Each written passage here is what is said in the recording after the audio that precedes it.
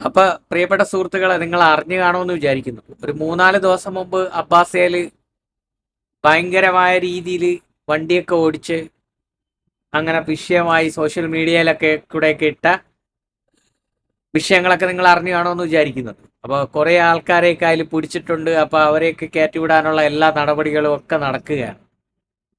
അപ്പൊ എന്റെ പ്രിയപ്പെട്ട സുഹൃത്തുക്കളോട് പറയാനുള്ളത്, സാധാരണക്കാരായ ആരും ഇതൊന്നും ചെയ്യാറില്ല. കുറച്ച് പൈസയും ഭയങ്കരമായ ജോലിയും കാര്യങ്ങളും ഒക്കെ ഉള്ളവരൊക്കെയാണ് ഇമാതിരി തോന്നിവാസങ്ങളൊക്കെ കാണിക്കുന്നത്. അപ്പൊ നിങ്ങളോടൊക്കെ പറയാനുള്ള ഒരൊറ്റ കാര്യം മാത്രമേ ഉള്ളൂ. കുറെ ആൾക്കാര് ഇവിടുന്ന് ലോണൊക്കെ എടുത്തിട്ട് ഈ ബാങ്കുകളെയൊക്കെ പറ്റിച്ചിട്ട് പോയി.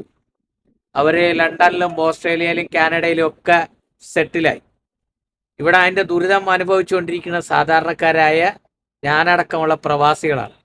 ഒന്ന് ബാങ്കിൽ പോയി ലോൺ ചോദിച്ചാൽ പോലും മലയാളികൾക്ക് ലോണില്ല. കാരണം ആദ്യം ഉണ്ടായിരുന്നവന്മാര് കാണിച്ച തന്തയില്ലായ്മത്തനത്തിന്റെ പേരിലാണ് അനുഭവിക്കുന്നത്. അതേപോലെ തന്നെ ഇവിടുത്തെ ഏത് മേഖല എടുത്തു കഴിഞ്ഞാലും, ഹോസ്പിറ്റലിൽ എടുത്തു കഴിഞ്ഞാൽ, പണ്ട് നമുക്കൊക്കെ 1 ദിനാറ് 2 ദിനാറ് കൊടുത്തു കഴിഞ്ഞാൽ എല്ലാ മരുന്നും കിട്ടും, എല്ലാ ചികിത്സയും കിട്ടുമായിരുന്നു.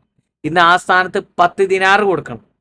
10 ദിനാറ് കൊടുത്താലേ സാധാരണക്കാരനായ ഒരു പ്രവാസിക്ക് ചികിത്സ കിട്ടത്തുള്ളൂ. എന്തുകൊണ്ടാണ്?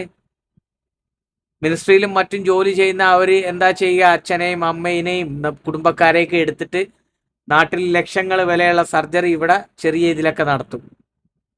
അത് ഗവൺമെന്റ് നോട്ട് ചെയ്തിട്ട് ഇപ്പം അതിന്റെ പേരിൽ എന്തായി? ചാർജ് കൂട്ടി. സാധാരണക്കാരനായ പ്രവാസികൾക്ക് 2 ദിനാറ് കൊണ്ട് ചെലവ് കിട്ടുന്നത്, അല്ലെങ്കിൽ ചികിത്സ കിട്ടുന്നത് ഇപ്പം 10 ദിനാറായി.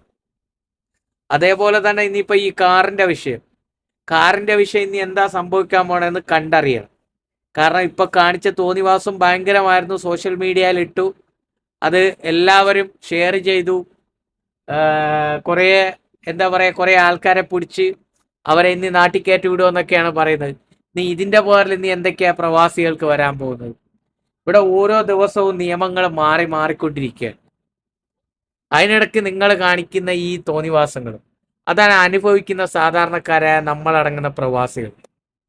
നിങ്ങൾക്ക് ഇതൊന്നും വിഷയമല്ല. കാരണം എന്ന് വെച്ച് കഴിഞ്ഞാൽ നിങ്ങൾക്ക് ലക്ഷങ്ങൾ ശമ്പളമുണ്ട്, ലക്ഷങ്ങളുടെ വരുമാനമുണ്ട്.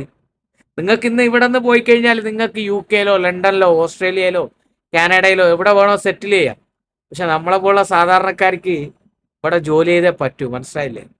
അപ്പൊ ഇനിയെങ്കിലും നിങ്ങളൊന്ന് മനസ്സിലാക്കേണ്ടത്, നിങ്ങളെ കുന്തളിപ്പ്, നിങ്ങളെ തിന്നിട്ട് എല്ലിൻ്റെ കയറുന്നുണ്ടെങ്കിൽ ആ നാട്ടിൽ പോയിട്ട് കാണിച്ചോളി. ഇവിടെ കിടന്ന് കാണിക്കരുത്. കാല് പിടിച്ചുകൊണ്ട് പറയാണ്, പ്ലീസ്. ഇത്രയേ ഉള്ളൂ പറയാൻ. സാധാരണക്കാരനായ ഒരു പ്രവാസിക്ക്, എല്ലാ പ്രവാസികൾക്കും വേണ്ടിയിട്ടാണ് ഞാൻ ഈ വാക്ക് പറയുന്നത്. നിങ്ങൾക്ക് എന്തൊക്കെ കുന്തളിപ്പുണ്ടോ ആ കുന്തളിപ്പൊക്കെ നാട്ടിൽ പോയിട്ട് കാണിക്കുക. ഇവിടെ കിടന്ന് കാണിക്കരുത് പ്ലീസ്. അതിന്റെ എല്ലാം അനുഭവിക്കുന്നത് സാധാരണക്കാരായ പ്രവാസികളാണ്. Please, okay.